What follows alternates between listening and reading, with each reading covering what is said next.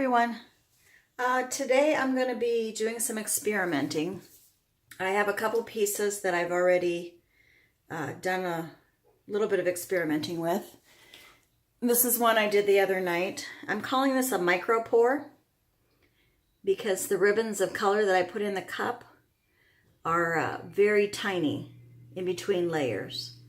So you can see all the different little intricate layers that I got on there. Just something I'm playing with. So I thought I'd play a little bit for you today. And this one is a 10 by 10 I did the other night. And I wasn't happy with, I'm happy with it. I think it's cute.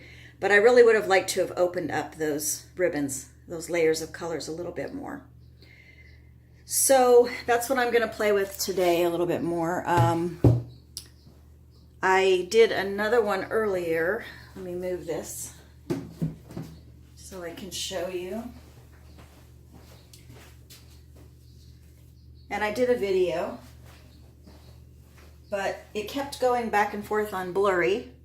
And then I wasn't crazy about the bottom part of this. I'd like to try this again. I love the top here. I just think that's awesome.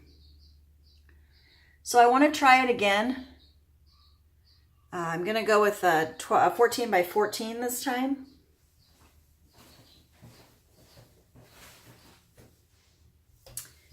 And I'm going to change it up a little bit. I like that painting, I'm just not super crazy about it.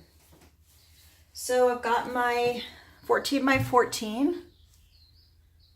Let's make sure we got it in there. Okay, so we're going to do our base coat, which I've got some, I think it's the Master's Touch that I use this time, because I was at Hobby Lobby. So I'm just going to pour that on. Get it spread out. Usually I do this beforehand, but I thought I would. There's one side of the scraper that works better than the other. Show you how I spread out my paint. And hopefully not have to do another video. Hopefully you're not blurry. No, you're not. I don't know why it was going in and out of blurry on the last video. But I think I might have had some things too close. This is all a learning experience. Fun with cameras.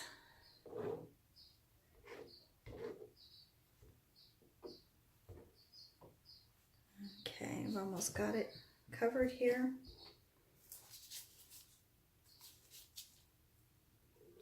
Need to get this side over here, and the camera's kind of in the way. Back it up a little. Oh, wrong side.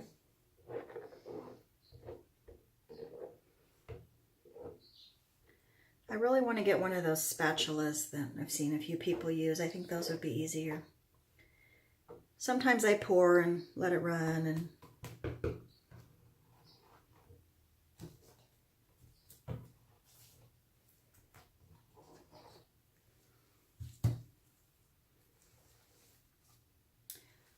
all right. I think we got it covered. Okay. So I'm going to pop a few bubbles in this base coat. Not a lot of them because that paint has been sitting there for a little bit.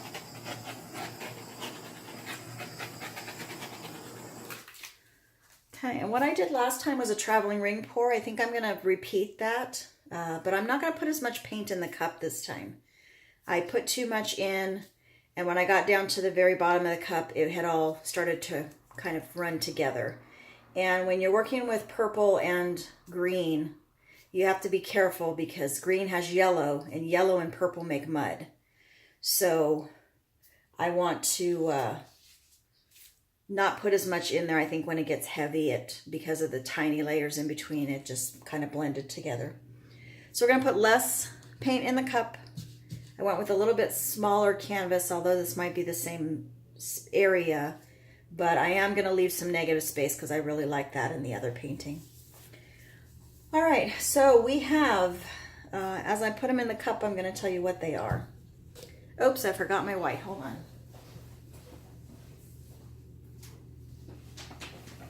To get my white. Let me get all these little, I have little erasers on the tops of my bottles. Because these bottles, when you order them, I ordered these from Sam's Club. They're 12-ounce bottles. They do not come with lids. So these little pencil erasers work great. Just stick them on top. All right. So I'm starting with a paper cup. Just a drink cup that I got from fast food. And I'm going to pour some white down in the bottom to get it started.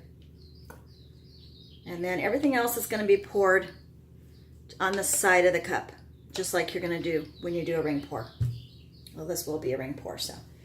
I'm going to start with the light pale green. This is a mixture that I did Arteza pale green, and then I mixed it with some titanium white. So a little bit of green. The reason I call this it's micro layers, is I'm not putting a whole bunch of paint in there. These are just going to be little tiny layers. And in between the three greens, I'm going to put white. Okay, so that other light green, the sour apple, I love this color. It looks really good with purple. And it's by Deco Art. That is a craft paint. So they are going to be on the thinner side. And then the Arteza phthalo green is the dark green. So I did the pale green and then the medium green. No, the pale green, the dark green, and the medium green. And that's what I'm going to do with the purples. So the purple I have, the light purple, is the Folk Art Purple Flash. So I'm going to put a little bit of that in. And then the dark is the Basics Prism Violet. I know it says dioxazine purple on there, but I did not mix them when I made up a new batch of that. So it's just the Prism Violet. And then this is the Artist Loft Metallic Purple. Okay, and then a little bit more white. So I put white in between the greens and the purples. And I'm just, like I said, layering it up. I don't know if you can see inside the cup. Yeah. Just a little paint at a time. I'm going to go back in with the pale. If you want to fast forward through this, by all means, because it can get monotonous. Although I'm not going to put as much in as I did last time, it still takes a while because you're doing micro layers.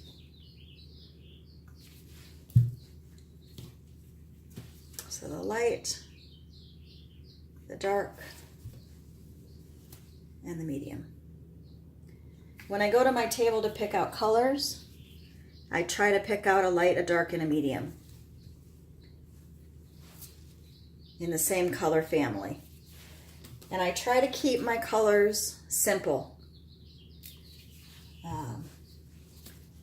So really I only have two colors here. I have a green and a purple. I also try to keep them harmonious, and that way you don't really have to worry as much about mud. So even in my last painting where I got too much, they were mixed up too much, I still didn't get mud a lot because on the color wheel, green and purple are close to each other. Blue is in the middle of green and purple, but they're still harmonious colors because they're the three colors next to each other on the color wheel. And that's how you can kind of keep, that's basic color theory, is keep it simple and keep from getting mud. If you remember those rules.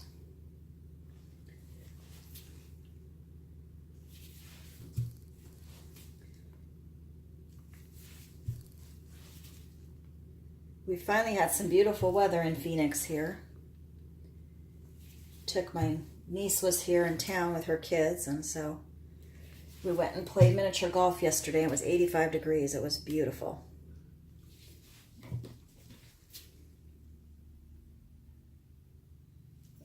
I'd like to film outside one of these days, but I have to wait until there's no wind. It's been a little windy here.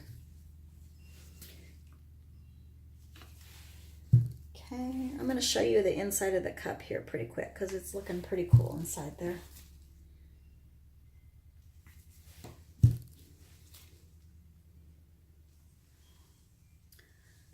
Okay, there you go. Inside of that cup. Pretty awesome. And I think I'm going to stop there because that's about, oh, I don't even know how much ounces of paint, but I don't want to get muddled up again. So we're going to do, try to decide what I want to do this time. How I want to pour this. I think I want to start in the corner and kind of meander down to the other end. So, you guys, I'm just making sure that we're not blurry again, because I don't want to have to do this video again.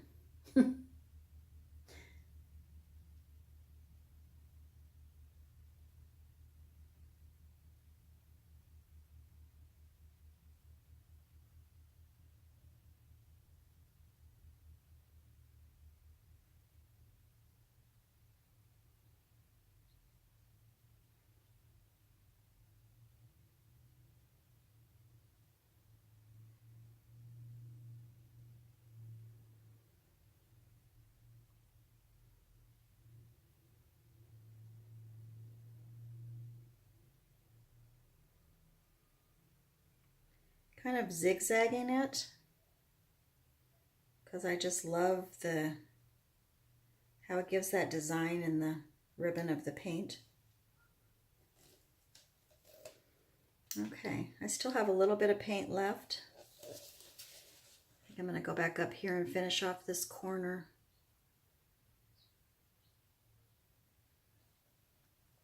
I don't know what is going on outside, but it is getting darker. I'm going to go flip a light on.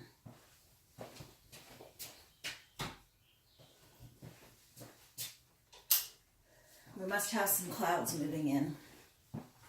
All right, so you can see how cool that micro pour was. All the little teeny tiny layers, micro layers going on.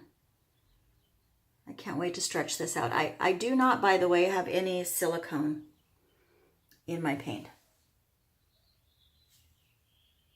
Okay, we're blurry again.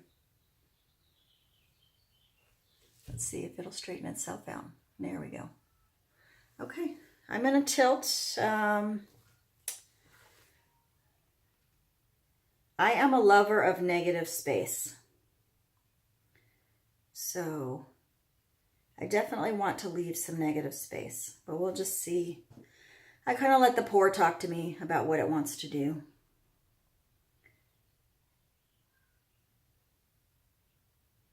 Over to that corner. Let's come back.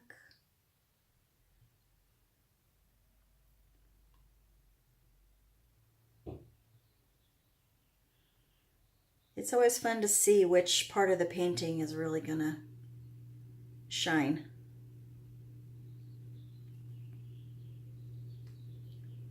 Let's move over this way. Stretch out some of those bands. I didn't use the phthalo green in the last one, and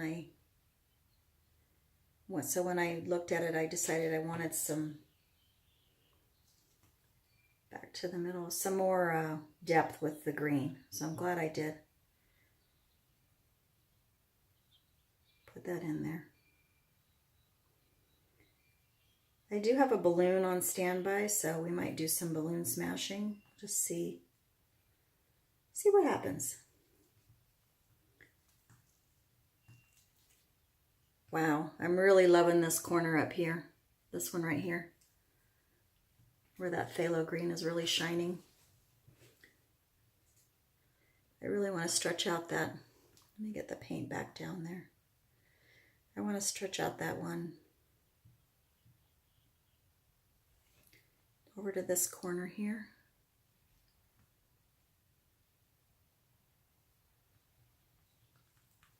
Stretch it out. Come on, paint.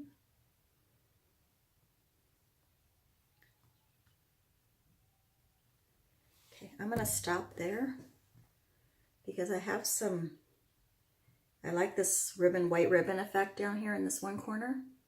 So I think, well, I don't know. I kind of like where it stopped, actually. I think I'll leave it alone. All right. Pretty cool. I almost feel like with the white in there, they look like leaves.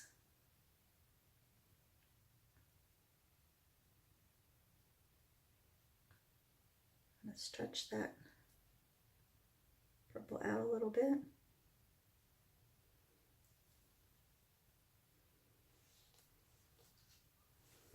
Very pretty. I'm very happy with this one.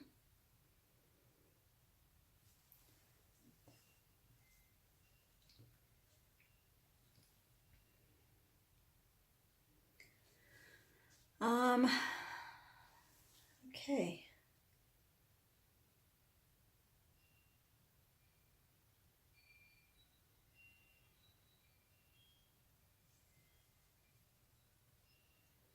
Decisions, decisions. I think I'm going to inject some paint.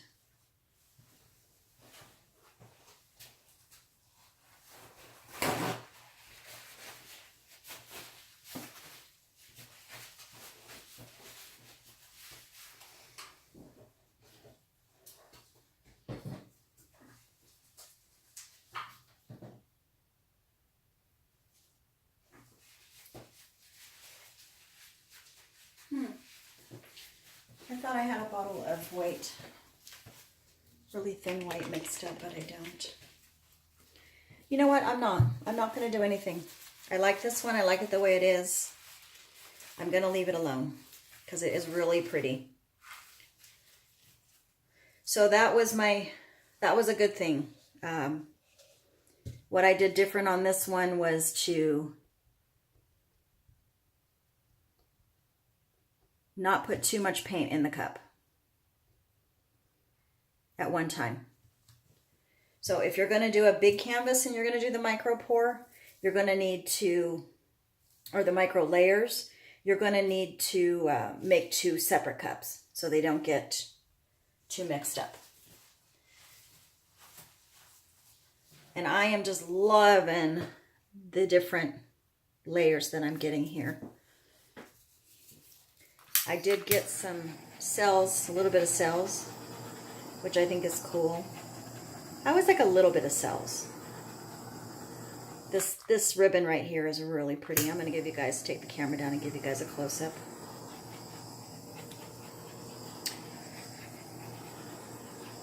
Really springy. I wanted to go with springy colors. And I love purple and green together. They're one of my favorite combinations. And I love this area here with the phthalo green really coming through. Let me take the camera down. Sorry if it gets a little bumpy. And hopefully it was not blurry through that. Okay. So you can see this area right here with that phthalo. The phthalo is a cool green. And then the other 2 that I used were the warm greens that have more yellow in them. This ribbon right here, really pretty. And I think that white corner up there is going to sell out a little bit, which will be nice.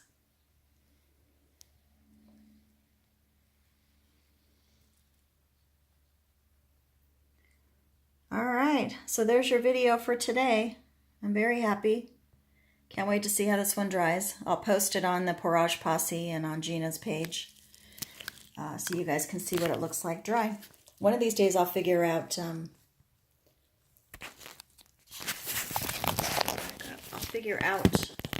editing. Okay, there she is. Oops, I think I put it back up backwards. Hopefully it's okay. flip it around. See, now I'm really going to have to figure out editing because I made you guys all dizzy. All right. So please like and subscribe and share.